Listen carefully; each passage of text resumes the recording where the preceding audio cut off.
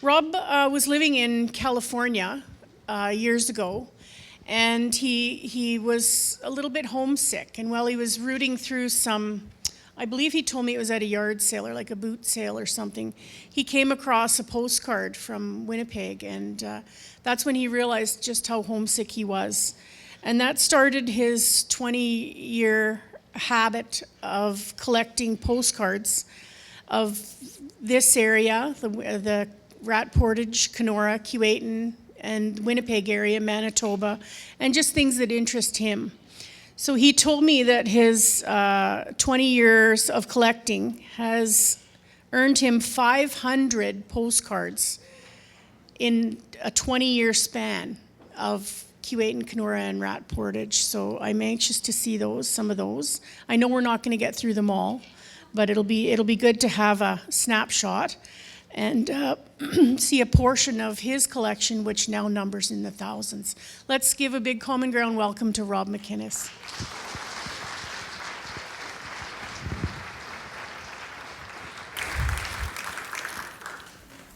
Oh, hi, folks.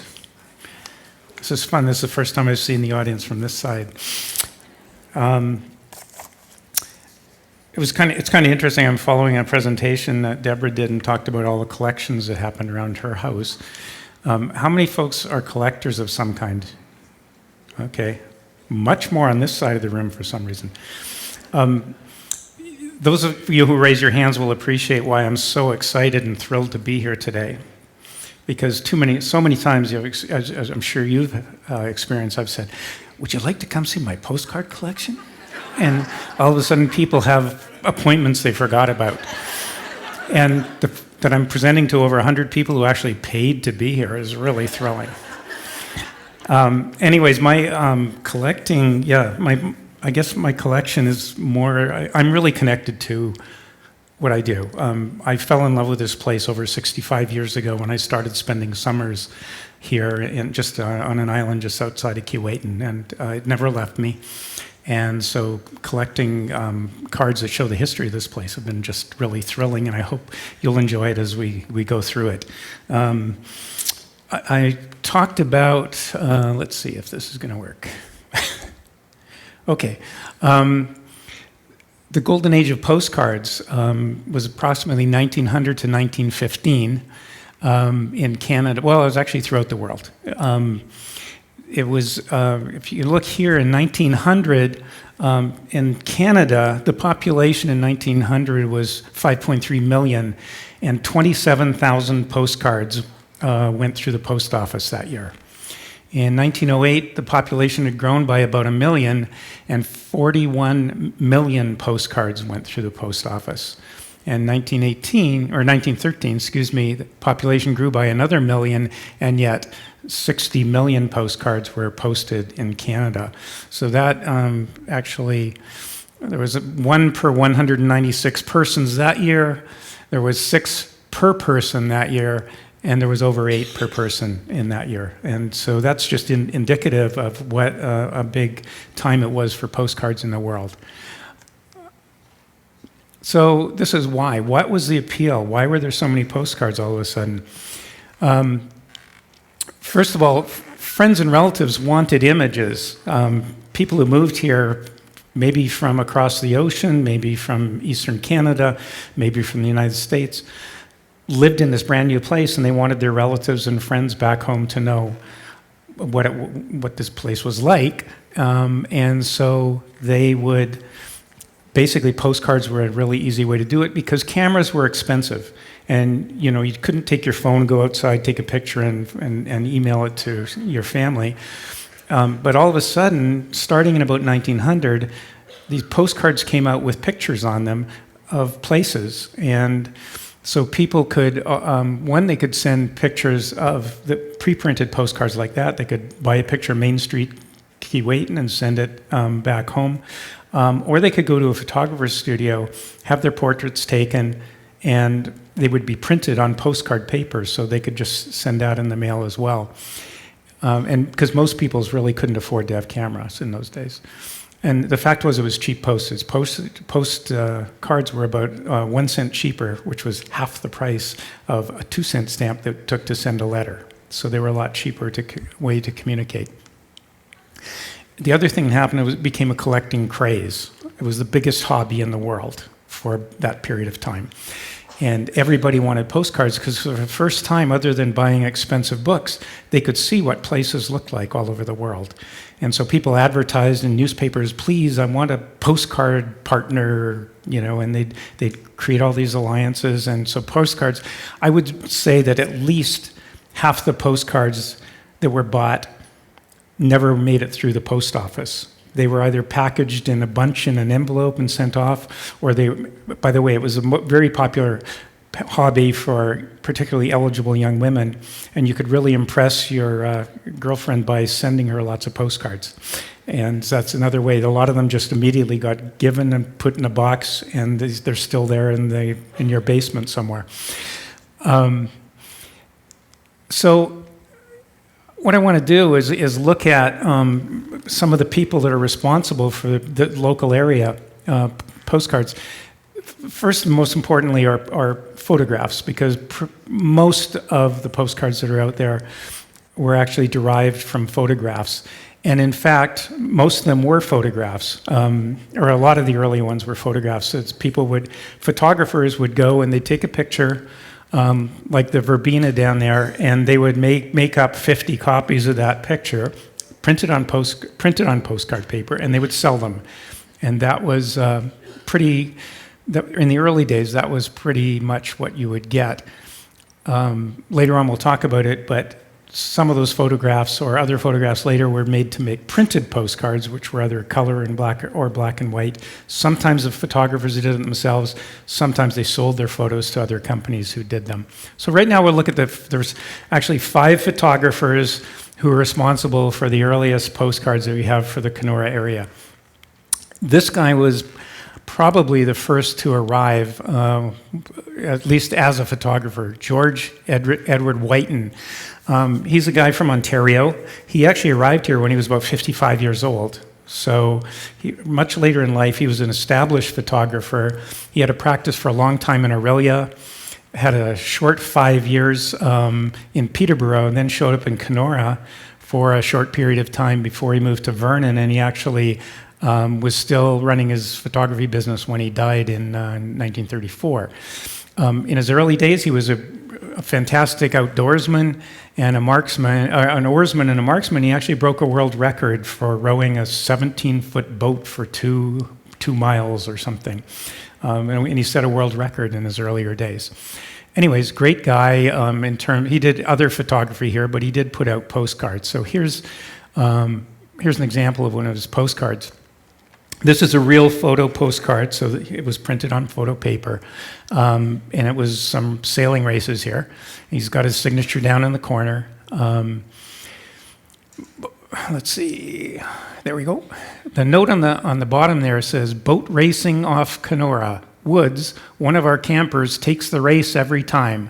There is only one boat on the Lake of the Woods that can lick him, and that is a Winnipeg camper." So you never know what's going to show up here. In fact, some of you might find some of your relatives' comments up here. I don't know. So, let's see, where we go. There we go. Okay. There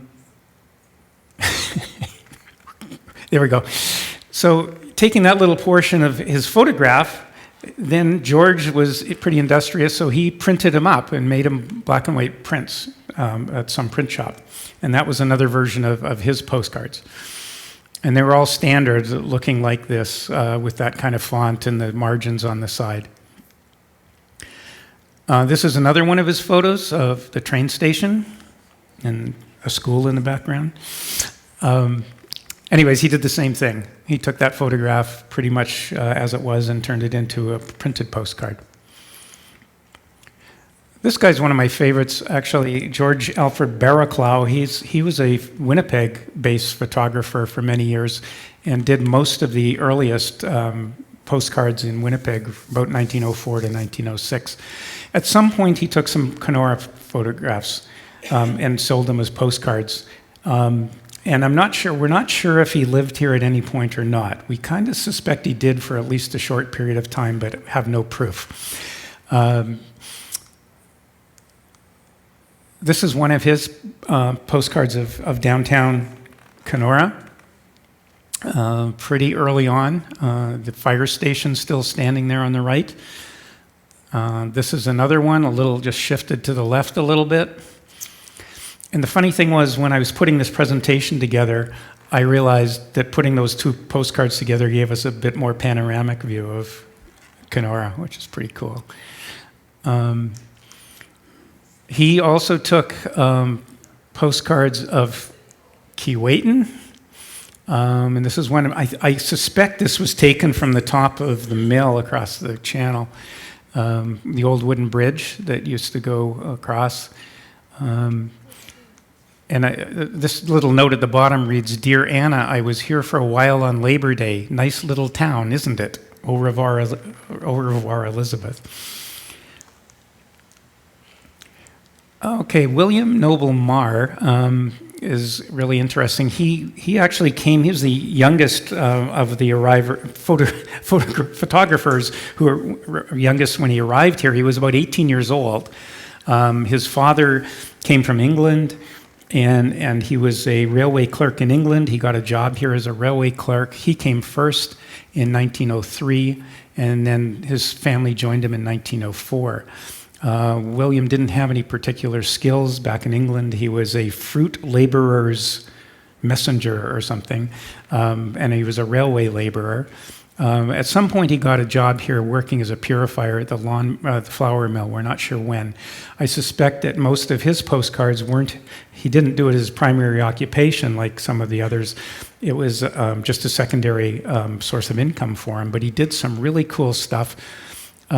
By the way, this isn't his picture.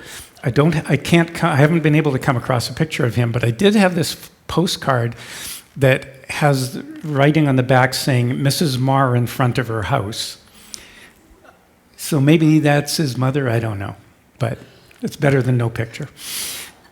He was one of the most innovative photographers, believe it or not, even though he's pretty young. And I don't know how a young guy like that got a hold of a camera. That's still a mystery. This is Keewatin Beach, and he's the first one I know of to colorize his own postcards. In fact, he might have been the only one, which was pretty cool in those days. This is a great photograph. Laurie and I had enjoyed talking about this one. This is in front of, these are the big boats parked in front of Kenora for the winter. That's the Argyle in the front, the Agwind, and the Kenora up front. So that was probably, I'm guessing, taken around 1905. And this is another of his. It's probably the most complex postcard that any of these guys ever produced. And these are just various signs from around here. The Kathleen, Norman Dam, Keewatin Bay, Mill Sea, Holst Point, Winnipeg River, Camper's Dock. And this was for Christmas 1909. So it was basically a Christmas postcard that people could send. So that's it for William Marr. Now we have William Woodworth, who's one of my favorites. He was born in England. He came over here in 1904, I believe. 1904. I'm not sure when he began his photography. It wasn't right away. But he really loved it here. And I'm not sure why he came here. He was what was he back in England? Postman. He was a postman, but he moved over here, started working in the mill, loved it, convinced his brother-in-law and sister to move here with their entire family. And they're kind of listed there. And I know some of their relatives are still living here, or their descendants, I should say. So he was really responsible for a very large family moving over this way. He went to war and actually never returned after the war. It was due to family circumstances and things like that, and he was wounded in the war and blah, blah, blah. I think he'd intended to come back here, but the cool thing about him is when he finally died, actually, his home back in England, they give their cottages and homes names, and his was called Keewatin. So his love of this place endured. This is one of his. Really nice shot of the mill over there. And this is another one. And these are Keewatin shots. Whoop. Okay, I'll get it yet. Okay, this is Keewatin shot. That's the train station over behind the sailboat. And again, I acquired these 2 cards. By the way, this is his kind of signature. Not all of his cards, but a lot of them he signs them WW. So if you have any at home, that's William Woodhouse. Well, those 2 pictures just happened to combine into another great panorama. I was really thrilled when I discovered that one. It gives a nice view of the front to Keewatin. This is another one of his. It's the only one I think there's one other of the clubhouse that I've seen. And this is down in Keewatin with the Argyle behind the verbena there. Another one, you've probably heard of this guy, Carl Lindy. And Carl was, he was the only kind of U.S. guy in this crowd. And he came up here in about 1905 or 1906 as a young man, about 23 years old. His basic occupation at that time was boat builder. But somewhere along the line, he was a photographer, and actually pretty early on began his photography career here. We know in 1906 he got a contract with the National Transcontinental Railway to do a series of photos over a number of years.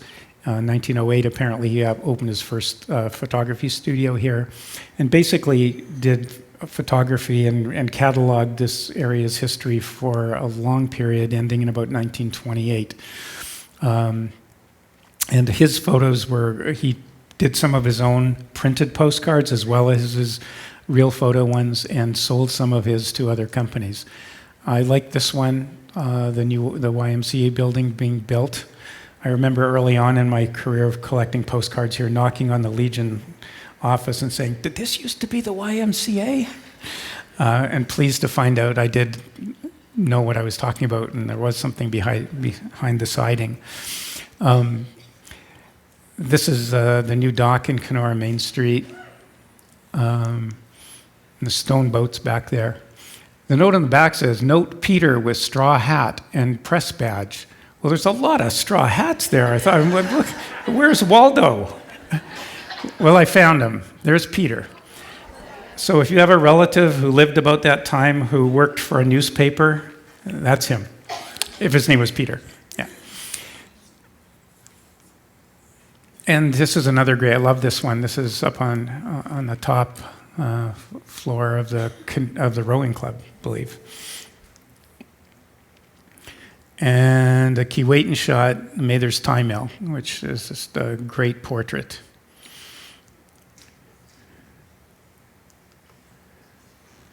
Come on, okay. Now we have publishers. Folks, these are the people who mostly dealt with printed postcards, and you'll recognize a lot of them were druggists. They ran pharmacies here in Kenora because all throughout the world, the main place you would get your postcards would be at a pharmacy. There were other places, but pharmacies were the most popular. In fact, any Downton Abbey fans here, if you pay really close attention as the opening scenes start in every show, you'll see a drugstore there with a postcards for sale sign. So this is one of the earliest ones I have. I actually have only one that's earlier. This is from Johnson's Pharmacy. And Johnson's Pharmacy put out postcards in various kinds of formats for decades. And this was the earliest version I found of one of their cards, just in black and white. We have a very nasty little note here that's written on it. "I can only find these miserable specimens, so must make the best of them." And so he was referring to somebody, obviously, who liked the postcards, that he liked to receive postcards, and referred to this as a miserable specimen. That's because in bigger centers, they were pumping out color ones and things like that, and much cleaner pictures. But I'd like to confront that person and say, "Hey, come on, this is Kenora." Actually, it was Rat Portage. This is a later version. I think the earlier one that we just looked at, I think that set was probably printed in 1902 or 1903. These ones, I think, came out in 1904, and they turned to colorizing them. This is the Main Street, And here's the note on the back. I've arrived and got started to work. It's a very nice place, this, but a bit rough. This is the fire station with the X above it I am working at. It is a lot better than the old country. This is another one. This actually is a real photo postcard that Johnson's Pharmacy put out, a series in this kind of format. So they were nice and glossy, real photos. This is a printed one that they put out a little later than that, I think. And again, there was more in this series. Every one of these represent a series that they put out at some point in time. And so they all had the same general appearance. And this is one of the later ones where they did a full, nice color lithograph.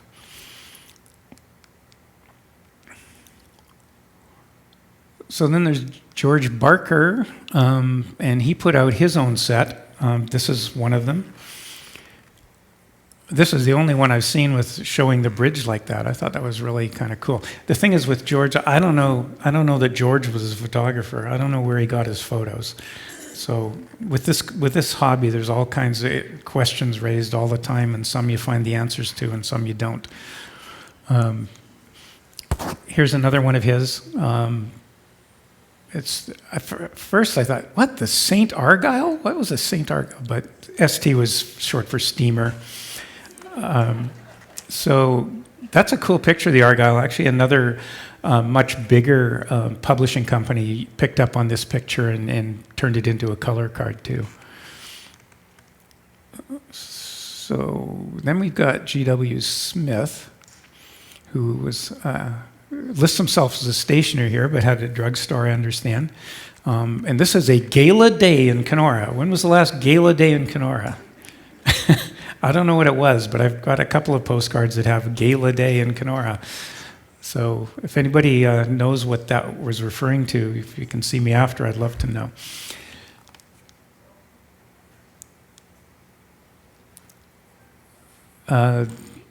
Now this is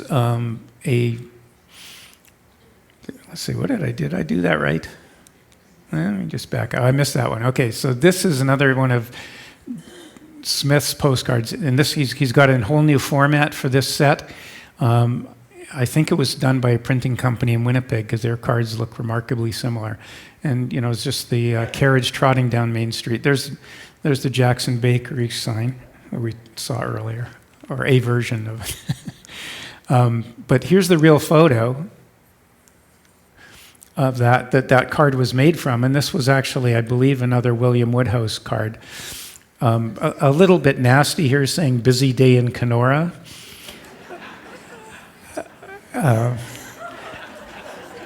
Oh, yeah, okay. Yeah, I thought that was pretty funny when I read it. First we have the gala day, then we got the busy day. Anyways, the back note says, January 18th, 07, leaving tonight for Winnipeg. Great excitement here over Stanley Cup games in Montreal. So, note, Thistles won the game in a 2-game series. The first was played January 17th, which was the day before this note was written. And so he didn't know at that point that the next day they were going to win the cup. And speaking of the Thistles, there they are. And this is one of the most possibly rare and certainly sought-after Kenora cards, because there's a lot of hockey fans throughout the world who would love to have this in their collection. And then Wood's Drugstore. They had a really unique relationship with a company called Valentine's and Sons. Valentine's and Sons was the biggest postcard publisher in the world, I believe. They were headquartered in Dundee, Scotland. They did cards throughout the British Empire and the United States. And they, in fact, in Canada alone, they put out over 20,000 different postcards. And he cut a deal with them somehow. And their cards were published with their name not on them, just Wood's Drugstore. In fact, the Toronto Postcard Club has been for years trying to fill out a database of all the cards that the Valentine Company put out in Canada, and they had a big blank space. And I contacted them and said, they're all Kenora cards, here they are. Because nobody knew, because Valentine's name wasn't on them. But what gave it away, I don't know if you can see it there. On the far side, there's a number, and that's Valentine's numbering system. That's how I figured it out. But there's the Central School. Really nice card.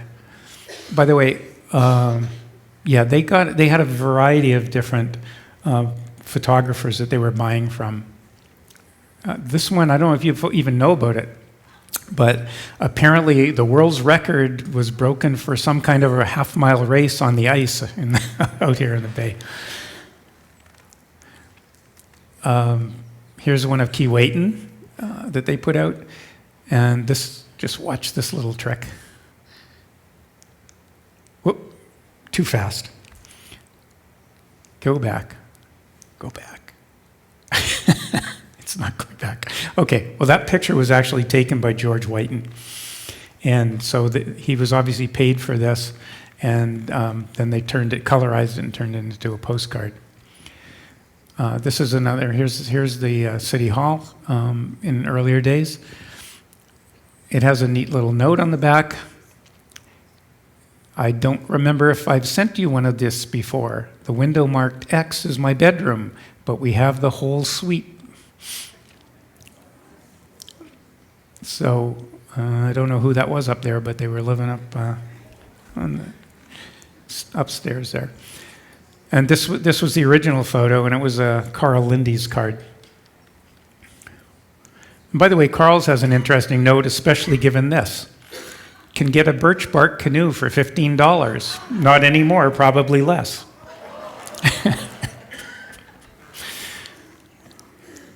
Anybody related to Mildred McDonald? Okay. Okay, and the last of the publishers that I want to bring up today, and there were other publishers, by the way, but these were the major ones, was the Pew Specialty Company in Toronto. I love this one. Did you know that they played lawn bowling beside the YMCA in 1910? And there's we got the commercial hotel just back there. Anyways, these pictures, 90% of their cards were actually William Woodhouse photographs. And many of them mention on the back, some don't. And it wasn't until he went off to war that they contracted with a few other photographers to do their cards. This is another one. I don't know. It's really interesting. I don't know if you can tell the guy on the right here. Somebody drew in his mustache.